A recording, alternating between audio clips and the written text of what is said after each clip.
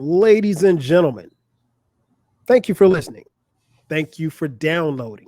And thank you for subscribing to the latest edition of the 12 Kyle podcast. I am 12 Kyle. Check this out. On this episode, we are going back. We're taking it back to May 31st, 1988. On that day, the hip hop group Boogie Down Productions would release their second studio album entitled By All Means Necessary. And we're going to talk about it. We're going to go back to 1988. We're going to break it down. We're going to review the tracks. And we're going to talk about our thoughts on this album. And you see who's here. So he needs no introduction. My man Eclectik is back in the crib. E, what up, man? What's up, everybody? How you doing, Mr. 12 Cal? Man, I'm good, man. How about you? I am doing great. It's time to talk hip hop. One of my favorite groups. One of the greatest MCs of all time. So I'm feeling pretty good about this. Man, this same here, man. This album, wow, turning 35 years old. It's really mind-boggling when you think about it, because I don't really necessarily view this album as being 35 years old. I don't even know how old KRS One was at the time that this album came out. But I do remember what it was like and who was out around this time, man. So we have quite a few listeners who may or may not have been around in 1988. Enlighten them, E, about what it was or what hip hop looked like at this particular time in 1988 when this album came out. Hip hop was at its peak. It was fun. It was varied. It was different. You could be yourself, get your shit off, start any kind of wave you wanted. You didn't have to fit in a certain category. You didn't have to fit a certain mode. You didn't have to sound like a certain person. You didn't have to have a certain kind of beats. This was the most experimental and free that hip hop has ever been. And it's probably why we dub it the greatest year of hip hop. You had just straight lyrics, like from Rakim on Follow the Leader. Then you had lyrics for dark skinned people with Big Daddy Kane. You had your conscious It Takes a Nation of Millions, and the album we're going to talk about now. You had fun with Bismarcky and Going Off. You had fun with Kid and Play, two different kind of funs. Then you had your radio singles. It Takes Two came out, and you had Straight Outta Compton came out. Eazy-E, Act a Fool. 12 Kyle's favorite album, Doing Damage by the JVC Force. It was a lot of stuff going on. How dare you? In '88, Grammy nominated Supersonic by JJ Fad. You could do just about anything in '88, and nothing was whack. You would listen to him like you could say, "Listen, I don't really like this. It's not for me." But if someone played it, you'd be like, I'll listen to it. But so much fun. 1988. Yeah, man. You summed it up. And I mean, like, even some of those albums that you mentioned that came out in '88, we're going to review. Some of them we've already reviewed. Another fun album that we reviewed was He's the DJ, I'm the Rapper, from DJ Jazzy Jeff and the Fresh Prince. '88 was just different. It was a very, very special year. And I mean, like, we're only talking hip hop. So like there are some R&B smokers that we're going to touch this year as well. So, I mean, like it goes without saying that this was a very special year in music, period. But this album right here, man, the second effort from Boogie Down Productions, By All Means Necessary, released May 31st, 1988. Before we even get into this album, Eclectik, as I mentioned at the top, this was not their first album. This was their second album. This album is following up their debut smash album, Criminal Minded. So, as a fan, and I happen to know a little bit about you, that Criminal Minded is your favorite album of all time, hip hop album of all time, right? Mm-hmm. So, in your mind, if you can go back 35 years, did you think that they were even capable of either duplicating what they had done on the first album or even exceeding it with the second album? I guess the thing is, back in the 80s, Mm-hmm. we didn't think like that. Exactly. we we didn't think, oh, what are they going to come with? What's the next thing's going to be? And or, oh, that wasn't as dope as the other one. So no, we were happy to have new music from people that we listened to, and then we listened to it and we either like it or didn't, and that was it. But there was no expectations. I mean, I'm pretty sure that the record labels had pressure on people, but we as fans, and Criminal Minds is my favorite album. This is back when you didn't even know when stuff came out. Oh. So I found out that somebody had this was out on the school bus. there was no rollout for you. Nah, and somebody had it, and I'm like, snatch, threw it in my Walkman on the way to school. And I know I legitimately just took it from the dude. And wow. And listened you ain't to even it. ask him? No. And give me your shit. He shouldn't have showed it to me. But I listened to it on the Walkman. I don't even remember what I was listening. I think I was listening to Chubb Rock. And I took that out and put this in, and I was amazed. It's a tight in and out 10 tracks. Facts. Yeah, you're right. Man, it's crazy because like you're right, and I asked you that question just because I knew you were going to answer it that way.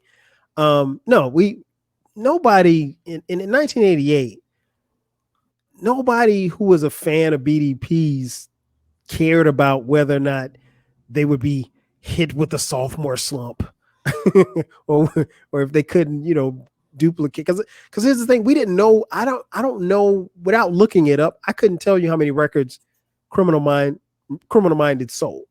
What I can tell you is that all of my friends had that tape and I had it myself. So but much like you, I don't know when I know that I bought this tape, but I'm sure I didn't buy it the first week that it came out. In fact, my first time hearing a song off the album was the first song on the album, and I saw the video. So that was my first introduction to it. I don't know that I heard it, because I'm gonna let you know a little secret. This album didn't get any radio play either. But I was such a fan of Boogie Down Productions, such a huge fan of KRS-One's. Looking back on it, no, there were no expectations, because we didn't think like that. Like he said, like I was happy to know that a new album was out. But, if it had been 2023, yeah, somebody would be like, oh, I don't know if they can duplicate their success like they had on the first album, but we didn't think. We were just happy to, anytime we got hip hop and it was dope, we were happy to have it. So we didn't think or view music through those lenses. But I was so glad that I got this tape. I was so glad that I got it. It was everything. And I just remember playing it over and over and over and over again. This is one for me, I think in 1980, it wasn't the first, but it was one of those tapes that I just constantly played. And I never touched the buttons. So I never had to fast forward it. I never had to, rewind it. I just played it. And it just, like you said, you put it in your Walkman and you just played it. And you didn't want to be bothered. I sat in my room and I did my homework to it, so forth and so on. But yeah, this was an incredible album. Their second album. What do you think this album does, I guess. No, I don't want to say that. If you could, if you could put on your producer hat and you could jump in the studio with KRS-One, what do you think he thought going into making this album? I just want to get you to pick his brain. I couldn't imagine. I mean, it's a heavy album coming off the death of Scott LaRock. Right. A lot of these songs were, they were working on and was producing, but it's a lot of stuff you want to just get out of your brain. And because if you look at the theme of this album, it's not necessarily like Criminal Minded. It tackles a lot of subjects. And but the thing, the feather in the cap of this album is the many subjects that it tackles. He does not sacrifice dopeness. Facts. So at no point is he talking down to you or preaching or anything. You just get it by osmosis almost. You just get it because you know what he's talking about and you either seen it or lived it. But it's the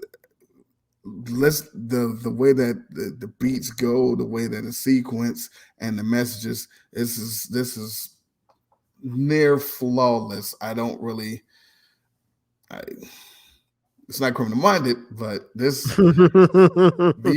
first two albums, I don't know how you can. He's the Magic Johnson of hip hop, man. He's top 3 all time, man. He's top 3. I want to let you, and it's something I talked to you about off air, but I want to let you and the listeners know.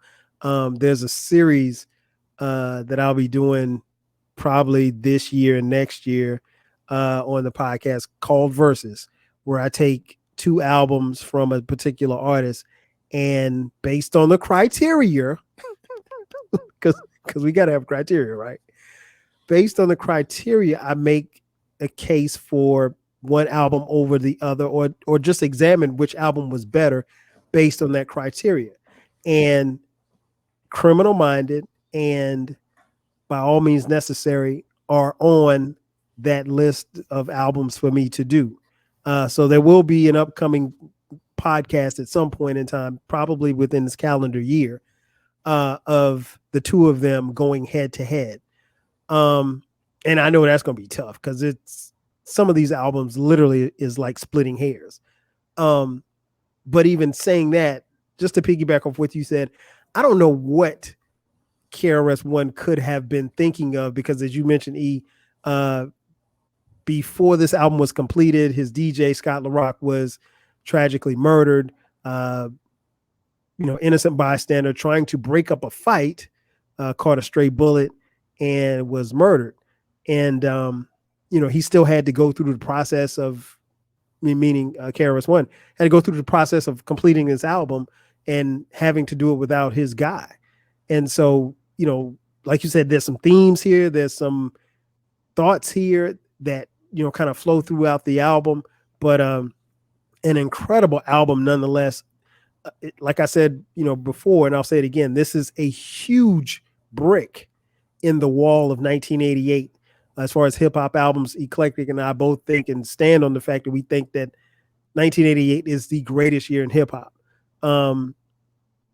So with that being said, let's get into the tracks, man.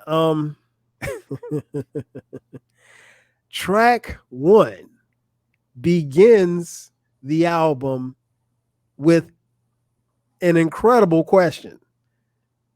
So you're a philosopher? Oh man, my philosophy leads off the album, man. Talk to me about my philosophy. My philosophy, it's a different kind of song, but it still kind of goes with the theme from Criminal Minded. I think this is like a bridge song. It's bridging the listener from how Criminal Minded was going to where BDP is going. And this introduces us to the teacher. Mm. See, the teacher wasn't really on Criminal Minds. He was a poet, Facts. but this really introduces us to the teacher and what he's about. Um, he lets us know that he's just the guy to lead a crew, right up to your face and Face dish and you, you know. And he does mention Criminal Minded in the album cover, and this is lecture number 2, my philosophy. Number 1 was poetry. Poetry. So this is a bridge. He lets us know that what's going to be coming up on this album and subsequent albums. He just produced, creates, and innovates on a higher level. That's all he does. Karis One is incredible. And this song is a lot of people's favorite BDP songs. It is. It's mine. Also, the way that they did the beginning on the video really was something no one's ever done before. Yes, never, ever. It was great, and it was done in black and white. Yeah. Yeah, man. I think you hit the nail on the head. I mean, like, and I never really thought about it until you said that. But this is the perfect bridge from the beginning, the end of Criminal Minded album to the start of By All Means Necessary. This song is incredible. It's my favorite BDP song. It still moves me, and Eclectik will tell you, and what I'm about to say is true. You can go anywhere in the world, and if there's another hip hop head that knows, if you just say, "So you're a philosopher," they will finish the rest. I don't care. You could be in Hong Kong. If you see somebody that knows and you ask them if they're a philosopher, they will finish the rest of what needs to be said. But yeah, I'm with you, man. I as much as I love Criminal Minded, I love the way this album starts off. I guess it's not too early to talk about sequencing, but for me, I think this album is damn near flawless in the way that it's sequenced. Because this album was needed to come out when it came out and sounded the way that it sounded. And if you haven't, like he said, if you haven't seen the video, make sure that you check that out. The video is still dope to this day. Then we get to track 2, You're Slipping. What do you think about that one? You're Slipping was dope. He answers your question in this song. He was 22. So total domination on stage. Chris is the name. 22 is the age. But this was just an announcement, for people. Like, listen, we here, but don't get it fucked up. And he makes sure that people know that not to slip or not to get them fucked up. Even on the previous song, how many MCs must get dissed? How many? Like, before somebody says, "Look, don't fuck with that dude." How many times do I have to? And this he put you on the chart at 10, you're fucked. At 9, you suck. At 8, you're a sucker. At 7, a motherfucker. Man. Nah, man. This right here, my message is simple. You're slipping. Yeah, man. I'll be honest. The first 2 or 3 times I heard it, the guitars threw me off. Because that's what that's just like the AC/DC that was on Criminal Minded on Dope Beat. On Dope Beat, yep. ENOSRK. When you go through other albums, you're sure to say, "God damn, they all seem to sound alike," until you hear the crew standing over in the light.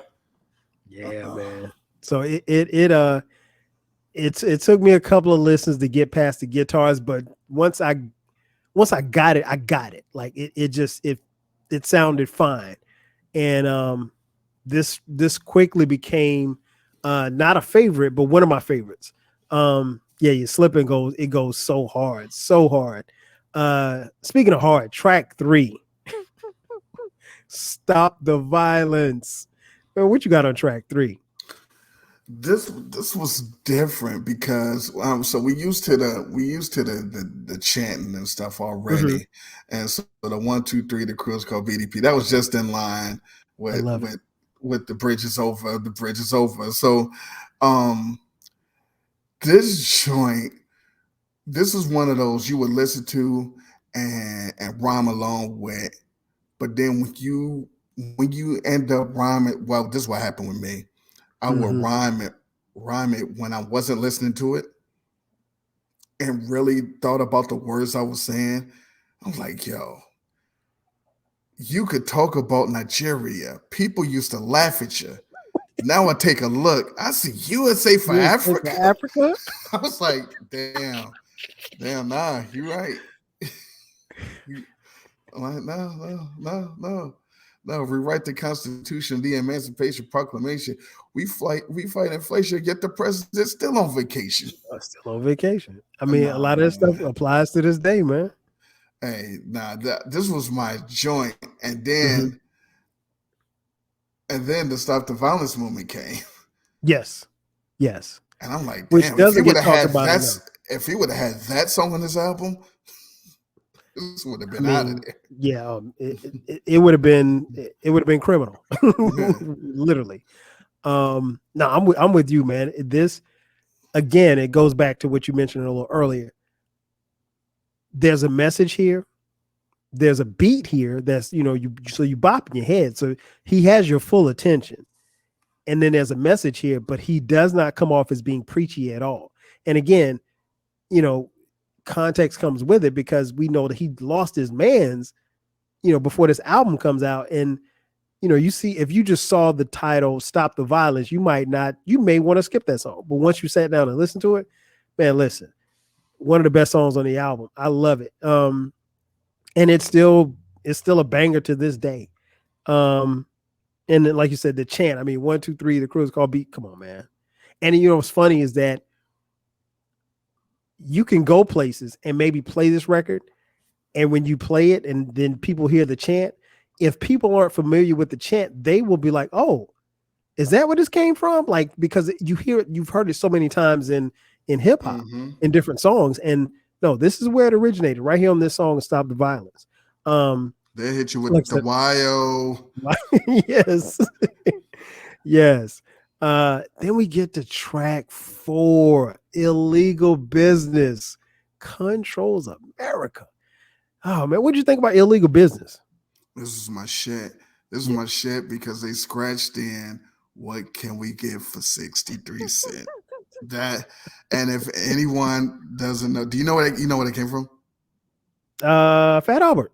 Yeah, it came from Fat Albert. Yeah. They fuckers was in the stores like, yo, what can we, no, that's my shit. But what can you give for 63 cents? Nothing. We started saying that all the time. Man. It's like, yeah, let's go get some. Yeah, what can we get for 63 cents? I'm a sucker for a story, so he got the story. He basically telling the story of Snowfall. Pretty much. Pretty much. But yeah, this shit is crazy. What can we get for cocaine, Cincy? Oh man, I love this song. Same here, man. Same here. And this song right here was an eye opener for me because growing up in Florence, South Carolina, I didn't know much about drugs or the drug. I'm not gonna take it. Let me take that back. I knew about drugs. I didn't know much about the drug trade, and he's giving it to us right here. And this is when and you talk about this a lot on the podcast. There were songs in hip hop that taught us stuff. I don't know necessarily, and I'm not going to get into, the obvious, but hip hop isn't really teaching the way that it once did back in 1988. And I know things are different now, and you got to stream songs and the record label wants this and this and that. But I'm I sure the mean, record like, labels wanted some shit back then too. And, yeah, but it's just like, this is something that, again, I'm sitting in my house far away from New York City, far away from Los Angeles, California, far away from Miami, Florida, and I don't know anything about the drug trade. And this man gives me a tutorial on how things are. And it was an eye opener. And again, he's giving me an education. I'm listening and it's not coming off as preachy. I think that's dope to me. mm-hmm. Yeah. So, I mean, like, I love this joint. I love this joint. Then we get to track 5, Nervous. That's my shit. Talk to me about Nervous. It's a different type of vibe. He's just talking. There's no he's not barring anybody up. He's not rapping. And he's just putting everybody on alert, showing everybody how to get down. Put your nights in the air. If you don't have your nights, put your feet down.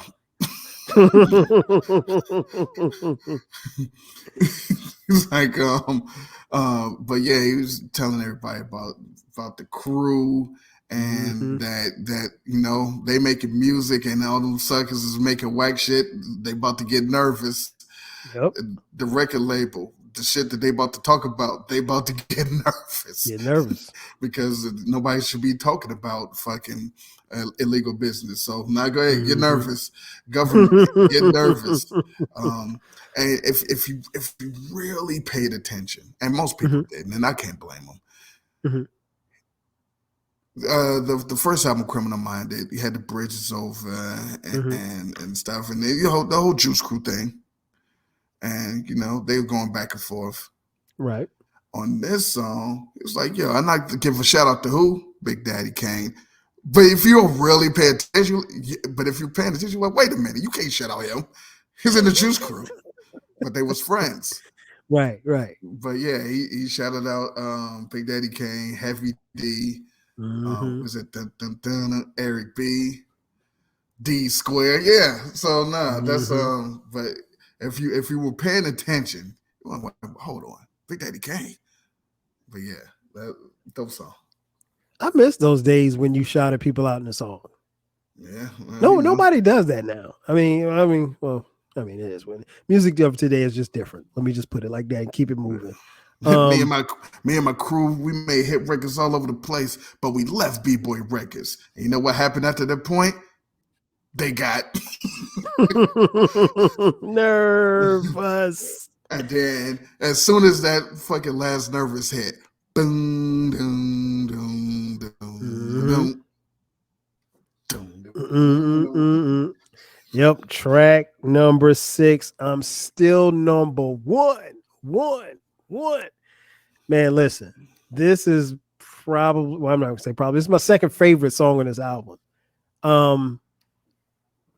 Borderline top 50-ish, maybe top 100 song in hip hop, depending on where you want to place it. But a banger, a 1988 smoker, man. What do you think about him still number one? Well, speaking of missing when you would shout people out, boy, everybody got shouted out. Yes. And I knew the whole DJ Doc, he's down with us. D Square. Oh man, because I remember when it came out, he was like, RoboCop boys down with us. And that the movie, it just came out. Wait a minute, they down with RoboCop? Well, he had a boy named RoboCop, but we didn't know. We was like, shit, he down with RoboCop. Right. Yeah, so this song was like, put everybody on notice. This was telling everybody I'm the GOAT before LL made GOAT. Like, look, y'all can go ahead and do all you. I'm still number one. Number one. You made that? Cool. All right. But he did something very, very, very important, which goes into that Billboard list that he just did. Exactly. Because no one's from the old school. Because people saying people's like Curtis Blow was old school then, even though Curtis Blow was still making records. But he was like, rap isn't even 20 years old, and we're saying this on this album that's 35 years old now. Right. So rap wasn't even 20 years old, but he said 50 years down the line, you can start this because we will be the old school artists. And he said, and even in that time, I'll say a rhyme, a brand new style, ruthless and wild, running around, spending money, having fun. Because even then, I'm still number one. And I'd be damned if he didn't drop a new album last year with a brand new style. Yeah, he did. He did. And apparently Rolling Stone didn't hear it. I'll be damned if he didn't. 35 years or 34 years later, drop a brand new album with a brand new style. That was dope. Yeah. I mean, KRS-One is got to be pushing near 60 years old. And he still got it. And he was, almost spoke like a prophet on that, in that bar that you just mentioned. And that's where we are. The album is 35 years old. He was 22 today, 57. Yeah, there it is. So he's coming up on 60. And he still got it. And again, like you said, this was last year. It wasn't like he dropped the new album 10 years ago or 5 years ago. No, this was months ago. Man, I love this song, man. This song, and that, like you said, that bar in particular, we didn't know it at the time, but he was speaking it into existence because honestly, guys, in 1988, we weren't thinking about hip hop turning 50, and this calendar year, hip hop turns 50. So, I mean, for us to be in this position and for hip hop to be in this position, I think is dope. But what's even doper is having albums like this with timeless bars like this to where you can go back and reminisce and it sounds just as dope or maybe even doper than it did in 1988. And that's a credit to, Chris Parker, the MC. But yeah, I love this song. I absolutely love this song. Then we get the next track, track 7, Part-Time Suckers. What you got on this one? So I was right and I was wrong about this song. Okay. So how are you wrong? How are you wrong? Well, because when I first saw that this was called that, I was assuming he was going to sample Stevie Wonder's Part-Time Lover. Okay. But he didn't. So I was wrong. However, the hook is in the, if you know enough, the hook is in the same melody as Part-Time Lover. So it's dope as fuck. Yeah. Technically you were right. The technical question about the guy who first was, then he lies what he is to, man. Yeah, technically you were right. But no, I love this song. People still taking rapping for a joke, a passing hope, or a phrase with a rope. Because this a lot of times back in the day, people thought that hip hop was a fad. Yeah. Yeah. I mean, like, I remember people. I remember distinctly when people would say, "Oh, it's gonna be like breakdancing. It's gonna be around for a couple of years. It's gonna be like disco." Like, so, and I've mentioned on podcasts before, and you've talked about it too. Like, there was a point in time in rap where we literally would go to school and come home from school and hope that rap was still there. Like somebody didn't take rap away and kidnap rap and put rap in the car and take it away. I mean, like, because we had no assurance that it was going to be around any longer than what we knew. So again, going back to your point about the albums, we were just happy to get dope albums. It just so happened in 1988, I don't know what was in the water. I don't know whether or not it was pressure. It was just everybody just said, "Hey, let's put our dopest shit out on the street," and they But did. but this particular song, Mhm. this is when the teacher just really got busy, because the way that this song goes, for people who don't know this song, it would say a word and he would give the next definition of the word Mm-hmm. and keep going. Meanwhile, staying on track with the beat on the flow, meaning to deprive of life, fiance, future Fiance, future wife, wife. poet, a person who writes poems, wandering, meaning to roam. It's just what's that? Pepsi, the choice of a new generation, fired from work, termination, quality, something special about an object or person. Can you rock a party while rehearsing? I can, anytime, on the spot, rhyme. Many recording artists can't do it, but I'm more than just a recording artist kicking dust. I'm a sandstorm taking human form. K plus RS equals 1. I don't burn anymore. I just cook till you're done. Man, listen. Nobody. I mean, nobody could tell. I mean, like, nobody was doing that. That's just how dope this dude was. That's just how dope he was. And it still sounds good to this day. Track number 8. The J, the I, the M, the Y. Jimmy. Talk to the people about Jimmy, man. Well, I said this album had a little bit of some of everything. The whole song was about your dick. Just make sure. But again, I have a episode on my podcast, Encyclopedia Hip Hop, when hip hop cared, and I talk about all the times they tried to teach, and when the MCs they cared. This is wrap it up, safe sex. Wrap it up. Yeah. But he does it in a dope hip hop way. So take care, Jimmy, because you know what's now in winter, AIDS attacks. So run out and get your Jimmy hats. It costs so little for a pack of 3. They're Jimmy hats for the winter attack. I mean,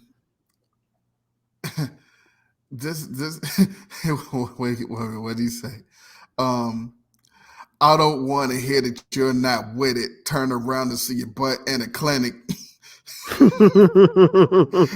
Jimmy hats are now in style because you can't trust the a big butt and a smile. Before Poison came out, ladies and gentlemen, understand where they got that from. Understand where they got that from. Because you can't trust a big butt and a smile. That's KRS-One. In 1988. Yeah. Just everybody, please understand. Yeah, you got to. Yeah, man. I mean, I always liked the fact that, talking about your dick, referring to it as Jimmy. Shout out to the JBs and Jim Browski. And the girls got Jennies. That's right. So that was a clever, and here's the thing, folks. That's a clever way of talking about sex without necessarily talking about sex, and you could say it cleanly and not that they were trying to get on the radio, but you could get something like that. You could get on the radio and not have to worry about that.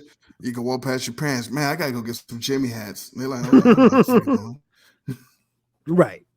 And so, yeah, man, I love that joint to this day. It still bangs to me, and it still makes me laugh and chuckle. Track 9, Teacher. Woo, man, listen, this another smoker, man. Talked about Teacher. This song was underrated by me. When this album first came out, I was like, this is okay. Like this was an okay song. And then, like, I don't know, it took me about a week. Maybe about a week. And then I was like, this song is incredible. This is one of the greatest songs ever. Well, well, why don't you put your hands up if you don't have AIDS? But what was my shit? It's kind of primitive, so please don't miss the way I do this on the microphone because I was never shown. My mother wasn't in the b-boying at the home. Hey man, I'm sorry, man. But yeah, man, that joint. What's my other shit? Hold on. You always call your females by the name, not hey, because hey would only make a real woman turn away. Go on. Unless the woman is the freak of the year. And then you know the KRS don't care unless the woman is the freak of the year. And then you know the KRS don't care. They always call a freak by the garment they wear. Instead of calling it clothes, they always calling it gear. Big derriere to make the next man stare. Attracted to the man with Jerry curls in them hair. Always puffing Chiba with the 40 your beard. Hey man, I love that song. Yeah, man. I mean, I don't know anybody else that could have pulled. I mean, because it's, you know, he's going into his heritage at this point. I don't know anybody else that could have pulled that off. I mean, you've got what? Shinehead, maybe. That's about it. You've got 8 just banging tracks, and then he flips up his whole steez into this patois of rhymes. And like, that's incredible, man. I mean, and it still sounds dope and still sounds fresh to this day. Yeah, I love that joint. I didn't have, I know a couple of people that didn't like it at first, but I loved it. Probably from the first time that I heard it. Then the album closes with track 10, Necessary. He gives you a little spoken word on here. What do you think about this one? I thought this was magnificent. I used to say this whole thing like, when I was like washing dishes or washing clothes. This was one of my favorite things because also never done before. It wasn't just ever turn up no music. I mean, a little faint shit in the background, but I'm not rapping. I'm giving, like you said, the spoken word. And he made so much sense. Even before the rock and roll era, violence played a big part in music. It's all according to your meaning of violence and how or in which way you use it. Oh no, it's not violent to show in movies the destruction of a human body, but yes, indeed, it's very violent to protect yourself at a party. And oh no, it's not violent when under the Christmas tree there's a lookalike gun. But yes, of course, it's violent to have an album like KRS-One. Yo, man, listen. That man said, what I call violence, I can't do, but your kind of violence is stopping me. That's the thing. Like, I mean, like he does not, nobody else would have done this. Nah. Nobody else. And I mean, this is track 10 on their second album following, the debut Smash album. And man, to finish this album like this, and he made so much sense. And again, going back to the theme that we mentioned earlier, he's talking to us, but he's not preaching. And he's legitimately talking to us. That's it. Legitimately, I'm going to tell you what it is. I'm going to tell you how I feel. I'm going to tell you what I think. And there's nothing you can do but listen. And we hung on every word. Go ahead. And all of it is still relevant. I mean, by all means necessary, the rap audience must grow up. The same type of fighting we do, they do, except we've got nothing to blow up. Hey, he gives us if all I do is play the game, then I'm just mediocre. We strive to be the best we can be, not to just get over. And he shouts out Big Daddy Kane again. But what was the other shit he said? Yeah, I'm making some money. He's making some money. But none of these things are necessities. What I find to be a necessity is controlling a positive destiny. Mm. And Mm. and he ends it. He ends it. Whether peace by war or peace by peace, the reality of peace is scary. But we must get there one way or another, by all means necessary. Necessary. Man, boy, I they should literally teach that in school. yeah. Like we had to do the Pledge of Allegiance. They should have people recite that. Yeah, this should be like, I know that they're building a hip hop Hall of Fame. This should be like what you should hear. They should play this like on a loop as you're walking throughout the building. And it should be on a big plaque in the front. No question. Like it's the Constitution. Question. Yeah. I mean, because it's like you see, and I mean, well, we didn't see, but we heard that he lost Scott LaRock. And I mean, like, so this album, like you said, it gives you a little bit of everything. It gives you, bars, it gives you his feelings, his emotion. You get a message in there, stop the violence. And the one thing I almost forgot that to even talk about that is very quite obvious was the album cover. Oh, yeah. What did you think the first time, or if you can remember, what did you think about the album cover when you saw it? I mean, I didn't do the direct correlation because I mean I didn't know exactly who it was, but I knew I've seen the picture and the pose before, and so I was like, oh, he did it from that, but he's also still holding guns like he had on the fucking cover of Criminal Minds. So I was like, this is all going together. I thought it was dope. But also before you get into that, when I went to go see him at Rock the Bells, he did this the volume says he did, and the whole crowd said every word. Wow. He was like, turn off the music. And he was like, when some get together and they can rap. Everybody was like, oh shit. And we said the whole day it was like a classroom.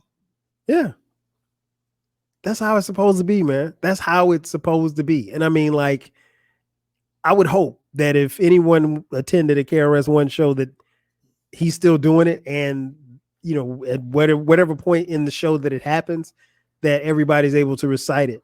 Yeah, I much like you. When I saw the album cover, I don't even know if I remember seeing the picture of Malcolm X looking out of the window with the gun, because this would have come out before the Malcolm X movie. By that time, I had not read the autobiography of Malcolm X, so I knew who Malcolm X was, but I wasn't familiar with that scene of him standing, holding a gun, looking out the window. But like you said, it was on par with the album cover of the first album, Criminal Minded. So I didn't have an issue with it. I remember it wasn't a magazine. I can't remember. I remember somebody talking bad about it. It might have been on BET or something. I don't know. I can't remember. But it was no. I didn't look at it like it was anything bad. Contrary to popular belief, at this particular time in hip hop, you could have a gun on an album cover. We saw it a lot. In fact, NWA is pointing a gun at you on their album cover. But yeah, man, that wrapped up an incredible album. I don't know that. Well, I'm pretty sure this album was never rated. I don't think the mics came out. But if you had to give this album under the Source's 5 mic rating, what do you think you would have given that album back then? And what do you think you'd give it now? I think in both cases, 4.5. I want to say 5, but I think back then I wouldn't have gave it 5 because just even though I like it, that funky beats behind Nervous is like, all right, man. Okay, man, really, and it's real short. So 4.5. If I could do 4 3/4, I would do 4 3/4. Yeah, I'm stingy with 5s. This is close. I couldn't give it a 5, but I definitely could give it a 4.5. I would Because have given it a 4. I'm giving Criminal Minded a 5. So this is it's right there. I See, I I think that these two albums, as far as a soloist debut and sophomore album, I don't know who's beating him. and see, and There's contenders. they're contenders. And hold on, before you finish, the only reason Mhm. why I even say this is because the majority of people like this more than Criminal Minded. And so if the majority of people like this more than Criminal Minded, and I know it's not better than Criminal Minded, then these two albums are ridiculous. Well, it might be better than Criminal Minded. We not. don't know. We don't. We do. Well, and see, here's the thing, and I actually, because the aforementioned verses that I was telling you about a little earlier, I planned to do those by myself, right? And I was like, well, you know what? I might want to reach out to E for those two albums. Nah, I'm biased. Clearly. So but, I mean, this is my guy. KRS-One is my guy, and so like let me explain how much of my guy KRS-One is. In my list of rappers, he's ahead of LL. I just think LL's the GOAT. But in my personal list, he's ahead of LL. This is my guy. My favorite hip hop song of all time and my favorite hip hop album of all time is made by this guy. Yes. I think I definitely have him over LL, which is not a bad thing. But I think listen, these first two albums, I'm going to give both of them 4.5, but it's hard to, man, it could be as simple as flipping a coin. Some days it just depends. But like you said, you could really make a case that there are very few hip hop artists whose first two albums can compare to, if we say, okay, well, if we just have a consensus, okay, we'll give both first two albums 4.5 mics. It's very few people that can say that both of their first two albums got 4.5 mics. Very few. There's some, but not a few. And then you have to, kind of look at the criteria and everything like that. But I'm with you. I'm rolling. It's incredible. I mean, to follow up Criminal Minded with this album, beyond incredible. I love this album. This is one, I mean, I always look forward to coming back and reviewing the older albums. I knew we'd be doing this one together. And this one was fun because it really took me back to 1988 and how I felt about, hip hop and how I felt about KRS-One and BDP, and still feel good, man. I mean, like it still resonates. It's still, now there's admittedly so there's some albums from 88 that I'm not gonna say fell out of my rotation, but I don't play them as much. This is one that I still play to this day. And when I play Criminal Minded, I play this right behind it. Always. So yeah, that's gonna wrap it up, man. Wow. Again, by all means necessary, 35 years later from Boogie Down Productions. Shout out to KRS-One. Shout out to D-Nice. Shout out to the whole BDP posse. Rest in peace, Miss Melody. Before we get out of here, E-Man, tell folks where they can find you. Tell them where they can find the podcast and where they can find you on social media. Well, just type Eclectic with a K and everywhere you'll find me. But Encyclopedia Hip Hop Podcast, Encyclopedia HH on Twitter and Instagram, Eclectic Podcast, Twitter and Instagram for the EDP, Eclectic Discussion Podcast, available on most platforms. If the platform doesn't have it, let me know, or just don't use that one. And at Eclectic, at Tweet Rhymes Life, at Encyclopedia HH, at Eclectic Podcast, at One Gotta Go. Just at the fuck out of me. And I'm a hook you up with some good content. All of my podcasts, every podcast that I do is evergreen. You can listen to it anytime, any year, any day, and it's not dated because I'm not going to do current events because current events is fucked up right now. And they will be in the future too. Yeah, same here. You can find this podcast, the 12 Kyle Podcast, wherever you're listening to it right now. You can find it on all streaming platforms. Be sure to subscribe to the podcast. I drop a new episode every Thursday at midnight, and time to drop bonus episodes on Sundays at midnight. If you feel so inclined, hit me up on Cash App. We will take donations. $TWELVEKYLE.